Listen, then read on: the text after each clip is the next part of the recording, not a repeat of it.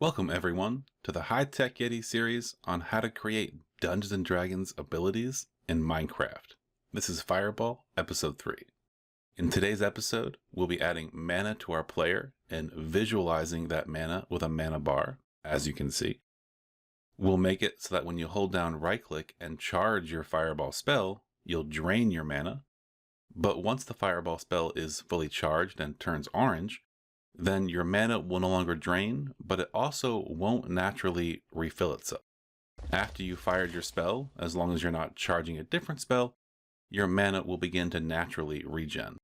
And the last thing we'll do is we'll replace our normal Fireball for the spell with a custom Fireball made from Blockbench, and we'll use the resource pack to replace that with our custom model data.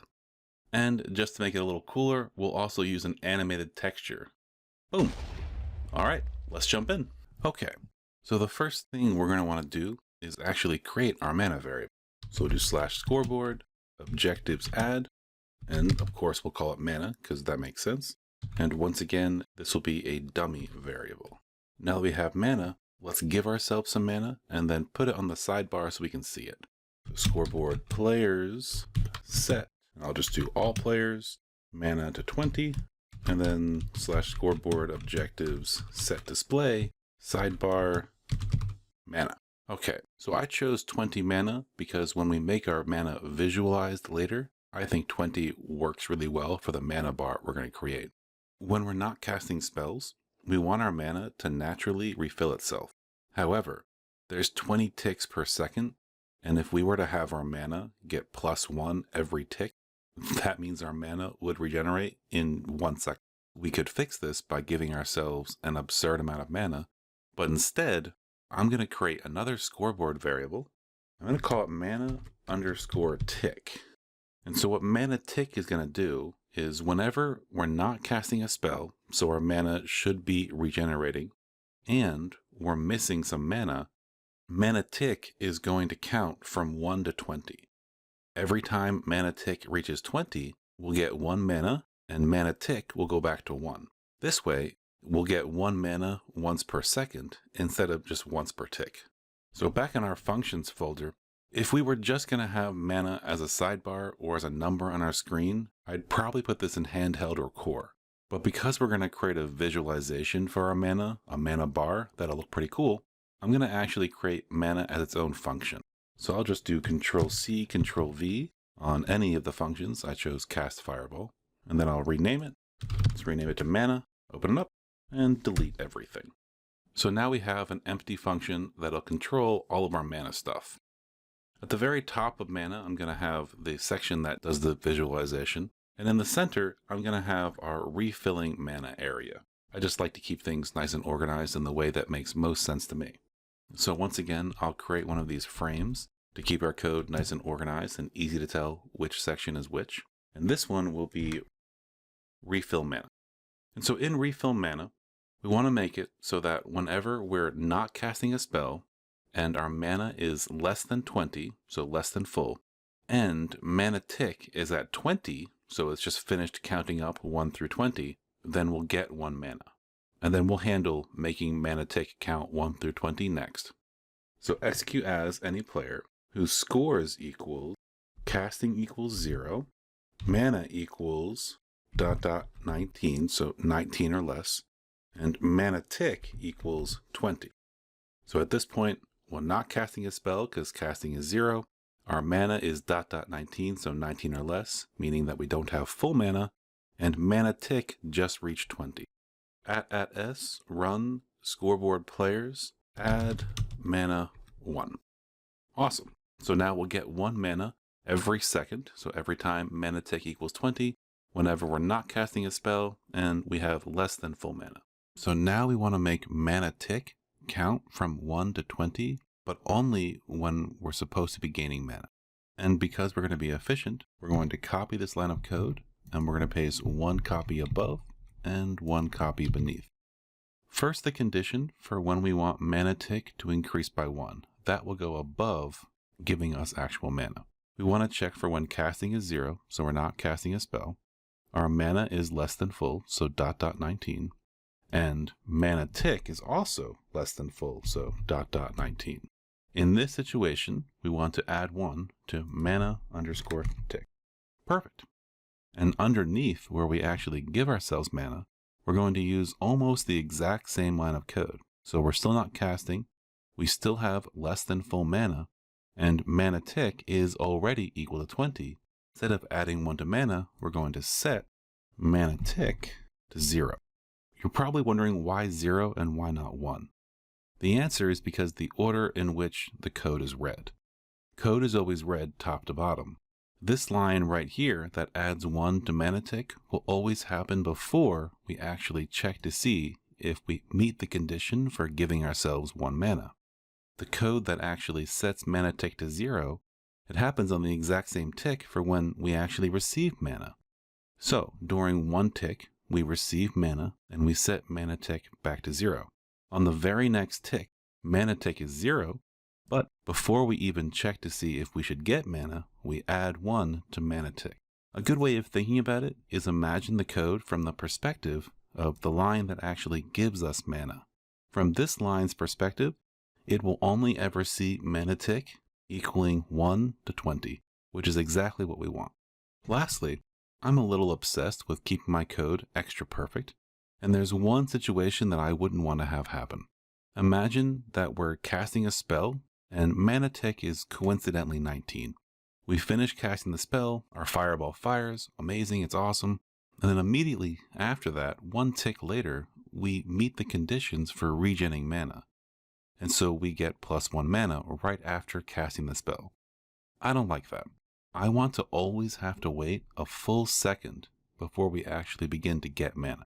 So I'm going to copy this line of code one more time. I'm going to put this at the top. Doesn't really matter where it is. But the condition will be when casting equals 1. So if we're currently casting a spell, we don't care how much mana we have. But if mana tick is 1 ... So if mana tick is 1 or more, then I want to set mana tick to 0. This way, whenever we start casting a spell, we'll immediately set mana tick to 0 if mana tick isn't already 0. And whenever we finish casting, we'll always have to wait a full 20 ticks before we actually receive our first mana. Ooh, and before we save, right after set and add for each of these, we need to do set at S, add at S, add at S, and set at S. That way we actually know who's getting the mana or who's getting the mana tick. Now file save, and let's go to core. Since we made mana its own function, we want to make sure it's being called every tick. So I'm going to copy and paste this line, and we'll just call our mana function in core. File save here as well, and let's jump back into Minecraft. If we were to try and test out our code, it actually wouldn't work right now. And the reason why is pretty interesting. When we created our scoreboard variable mana tick, we never set it to anything. All of our code has the condition for mana tick being equal to something. However, right now, mana tick is equal to nothing, not even 0. If we do scoreboard, objectives, set display, sidebar, and check out mana tick, we'll see that no one has any score at all in mana tick, which means that mana tick can't do anything. So we have to give ourselves an initial value in mana tick, so that way it'll actually work.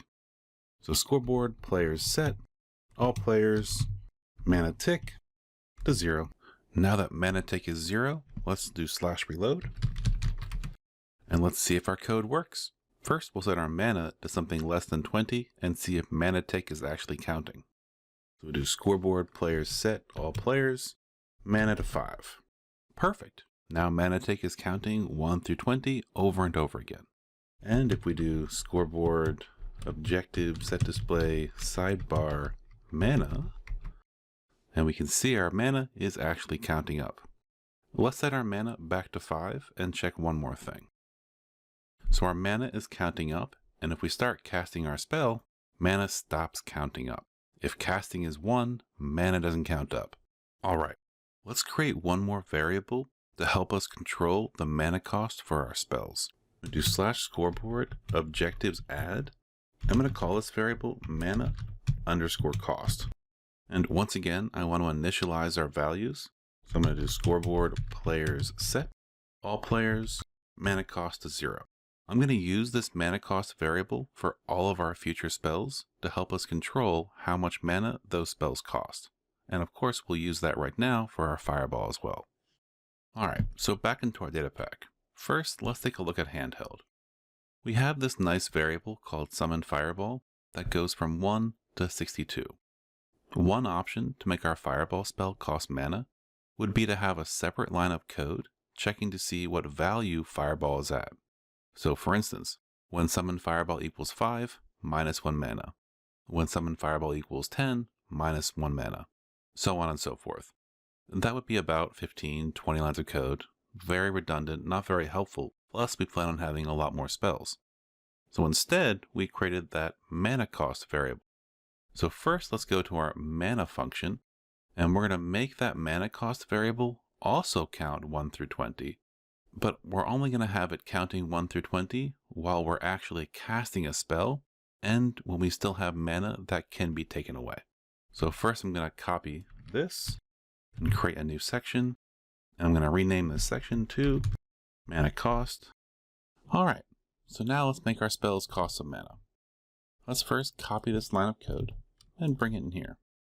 We're going to do almost the exact same thing with mana cost as we did with mana tick, so this should be pretty similar. Instead of checking to see if casting equals 0, we're going to do casting equals 1 ... So we are casting a spell. And instead of mana being less than full, we want to check and see if we have any mana that can be drained right now. And instead of seeing if mana tick equals ... 19, we're going to check and see if mana cost equals ... 19. And if it is less than 20, then at that moment we want to add run players add mana cost by 1. Now let's copy this line. Let's put a comment right here. This is going to be where we actually put our fireball cost. Alright, so underneath that comment is where we're going to actually put the line of code that'll make our fireball cost mana, but we'll do that in just a moment. First, let's paste the line of code we already have, and let's set up the other condition. In this case, if mana cost equals exactly 20, then we want to set mana cost back to 0.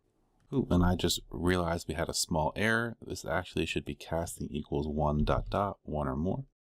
And we'll actually copy this line of code because it's the same one we want. So instead of seeing if casting equals 1 or more, we're going to instead here check to see if casting equals 0 and if mana cost equals 1 or more, then we'll set mana cost back to 0. Just like mana tick, but with the reverse condition. So if we're not casting any spells right now, and mana cost is 1 or more, then we want to set mana cost back to 0. That way mana cost will always start with a fresh slate. And just like mana tick, we want to look at the perspective of the lines of code that will be in between these two lines, which will be all the lines of code that make our fireball spell or other spells actually cost mana.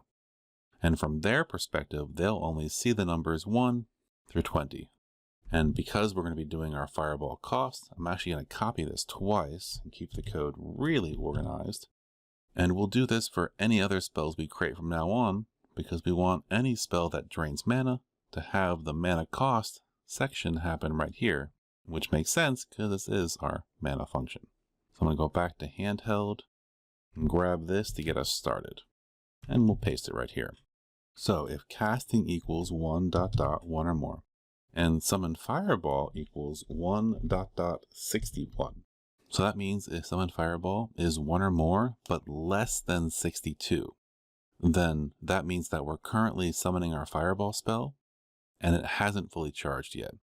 So in this case, we actually want it to be draining our mana. But of course, we have to make sure we actually have mana to drain first. So if mana equals 1 ... And lastly, if mana cost equals, and I'm going to do 5. So if mana cost equals exactly 5, mana is more than 1, so we have mana that can be drained. And summon fireball is 1 ... 60, so somewhere between those numbers. Then that means that we're currently charging our fireball spell, and we have mana that can be drained, and mana cost has just reached 5. When mana cost reaches 5, we want to do @s run scoreboard players remove @s mana 1. And I actually want the fireball spell to cost a bit more than that. So I'm going to copy this line of code. And I'm also going to check and see if mana cost equals 15. So now if mana cost is 5 or 15, so twice every second, I'm going to remove 1 from mana. And I purposely didn't choose mana cost equals 1 as one of the options, because I don't want to drain mana if you just accidentally right-click the fireball spell and you let go within less than a quarter of a second. Let's do file, save all. Back into Minecraft, we'll do /reload. And now we're currently displaying mana cost. So if I start charging the fireball spell, we should see mana cost going 1 through 20. Perfect. And now let's display our mana on the side. And I'll right click. It works perfectly. We stop draining mana once fireball is fully charged, but while it is charging, we drain our mana. Next, let's make our mana look cool on the screen. So I'm going to copy this. Alright, so now I've created our show mana section. Let's make it so we can actually see our mana, and let's make our mana bar look cool. So in the description below, you'll see a website called Altcodes. If you'd like, you can use a different symbol for your mana bar. I recommend this one though. It looks quite nice, and there's a nice even space in between each one of these. I'm going to have each one of these bars represent 1 mana for my mana bar. And because there's space in between each one, naturally, you'll be easily able to get a good idea of how much mana you currently have. Let's first create the line of code for when our mana is totally full, and then we'll just copy and paste that 20 times, and we'll change it for each one. So I'm saying execute as any player who has a score of mana equaling to 20. So their mana is currently full. Then @s run, and we're going to use the title command, but not the big title. We're going to use the action bar. So title @s action bar. Right after action bar, we're going to do open square bracket, and then a set of empty quotes, which we'll skip, and then comma, and then inside curly brackets, and inside quotes, we'll say text, then right arrow key, colon, and the text that we'll display will be inside more quotes, which will be first the word mana, colon space. I want to be saying this is how much mana you currently have. And then I'm going to paste these symbols. But I also have to say what color they'll be. So back inside here, inside the curly brackets, but outside the quotes, I'm going to put a comma, and then inside new quotes, color, outside the quotes, colon, and then inside new quotes one more time, I'm going to say dark _ aqua. You can use any of the colors that Minecraft allows. I think that dark aqua looks nice and is easily visible under almost all light conditions. So that's the one I'm going to use. Perfect. So now we have this one line of code, and it'll show how much mana we have when we have full mana. We're going to copy and paste it until we have a whole bunch of these. So now we have 21 of these. The 20th one is when we have full mana, and the 0th one will be when we have no mana.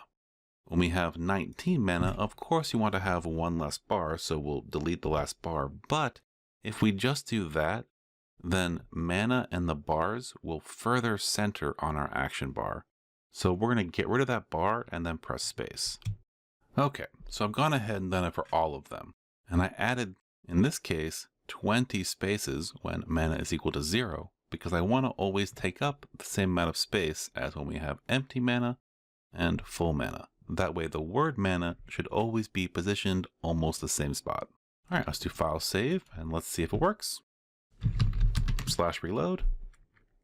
And there we go. We have our mana bar. Hold down right click. Mana bar goes down and drains. And you can see on our right, we currently have 14 mana, and we have 14 bars of mana. Let go, and they both begin to refill at the same speed. Perfect. Next, I want to change what our fireball looks like. The default fireball is 2D and looks okay for our spell, but doesn't look good enough. So here's a program called Blockbench.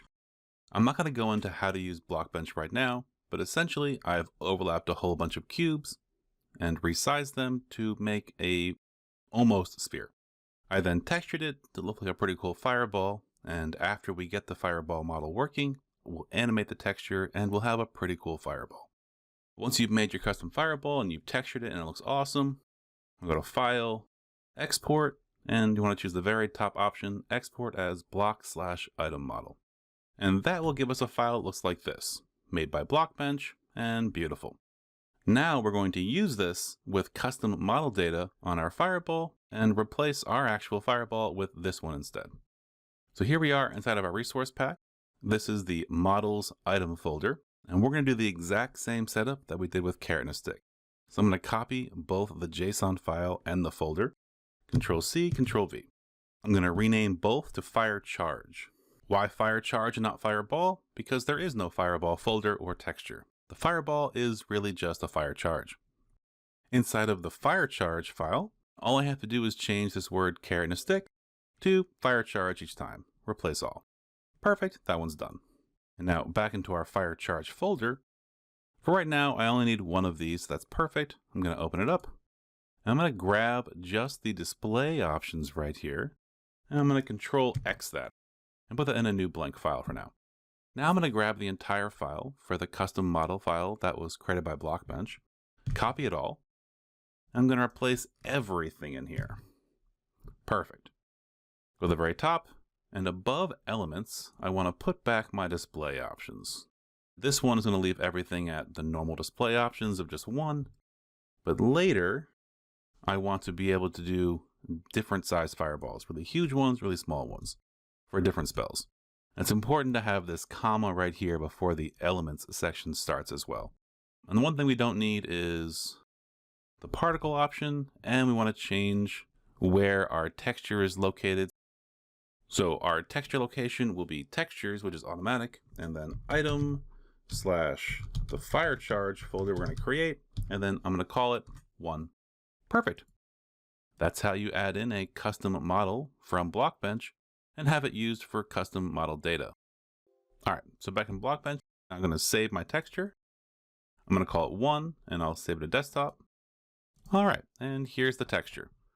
It's named 1, so I'm going to go to our textures item folder. And here I'm going to create a new folder and call it fire charge. Then inside there, I will drop our 1.png. In order to make an animated texture, you have to first open it up in a program like GIMP. For an animated texture, you have to have the exact right spacing. So first I'm going to go to image and check my canvas size. It's 64 by 64. All right, so it's 64 by 64, and I'm going to have 4 different images. It's actually going to be 3 different images I'm going to rotate through. So it's going to be small flames, medium flames, big flames, and then medium flames, and then a little restart. That way it looks like the fire is flickering and growing and then shrinking, growing and then shrinking. So I'll go to image, canvas, and change my height to 256. And lastly, all I have to do is make the different images. So I'm going to go back into Blockbench. I'm going to redraw my fire so I have different size fire for different pieces, and then I'll come right back. So here we are. I've created 3 different textures. This one has the least fire, and then a bit more fire, and then back to the number 2 texture. So it goes 1, 2, 3, 2, 1, 2, 3, 2, etc. So now we have this one texture, and it's actually 4 different textures we want to rotate through. So we need one more thing. We need another JSON file that will tell it how to rotate. And this should have the exact same name, so I'm going to rename it to 1. And let's open it back up. Okay, so we can delete all of the stuff inside of it. This is going to be for animating our texture, which is 4 different images. And there's a whole bunch of different ways you can animate textures. We're going to do a really simple one. So we're going to start with an open curly bracket. Press enter a few times, give some space. So tab, and then in quotes, we're going to write the word animation. And then after the quotes, a colon, enter, and then a new open curly bracket. A few more spaces, and we can actually get rid of most of these spaces. That's not really necessary. And here we're going to first say how much time we want in between each frame of our animation. I want 4 ticks. So inside quotes, I'm going to say frame time, right arrow key, colon, space, the number 4, and then comma, and then I'm going to have to make a reference to my frames and how many I have. So inside quotes, frames, colon, then enter, and then open square brackets, enter. And then back here, I'm going to do another open curly brackets, enter. And now I'm going to tell it where it starts. So which frame does it start on? This is basically an array of pictures that we're making. I'll get more into arrays later, hopefully. But arrays have an index, and an index is what location you're at in the array. And in our case, we have to tell it what location to start at in the array. And so inside quotes, we're going to write index, colon, space, 0. And 0 is always where programming starts counting. And so whenever this animation runs, it's going to run with 0, meaning the first picture happening first. And so quotes, and then time, and then I'm going to say 4. Frame time is how long we have in between each frame. And this time is how long until we restart after we get to the last frame. And since we want this to be playing at a constant speed, we're going to have 4 ticks between each frame. And after we get to the last frame, we're going to wait 4 ticks until we go back to the first frame, which is index 0. Perfect. Let's go to the bottom, enter. And this time we list 1, 2, 3, 4 because that's how many images we have. All right, and that's all we need. Let's do file save. I just realized we have to do one last thing. This JSON file actually has to be changed. So we're going to right click and go to rename, and we're going to rename it to 1.png. All right, now that we have a custom model and an animated texture for our fireball, let's check it out in Minecraft. To do that, we're first going to go to our favorite website, MC Stacker. We're going to choose /summon. We're going to summon a fireball, but you'll notice that the fireball doesn't have the custom model option. So we have to go over here to render as, and then choose fire charge.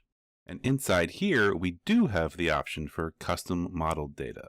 So we'll choose 1 because that's the number of the model data that we used. And we'll copy this command and jump into Minecraft and try it out. And there we go. It looks really cool, and the texture is animated. All right, so our very last step is to go back into our data pack and open up our cast fireball function. Inside of cast fireball, this right here is the line that actually summons our fireball. And so we want to update it to use our new custom model information. So we'll go back to MC Stacker, and in MC Stacker, we're going to copy right here from the word item all the way up to the second to last closing curly bracket. Copy that. Back in our cast fireball function, we'll go to the very end of the line that summons our fireball. Press the left arrow key once so we're inside the curly brackets. Press comma and then paste. Let's do file save. Back into Minecraft. We'll do /reload. And now when we fire our fireball spell, we should have our awesome new fireball with a custom model and the animated texture. There we go. Looks fantastic. All right, well that was it for this episode. Part 4 will be the final part for creating the fireball spell. And in part 4, we're just going to make the awesome explosion, then we'll add damage and some cool sound effects for good measure. Thank you very much and have a great day.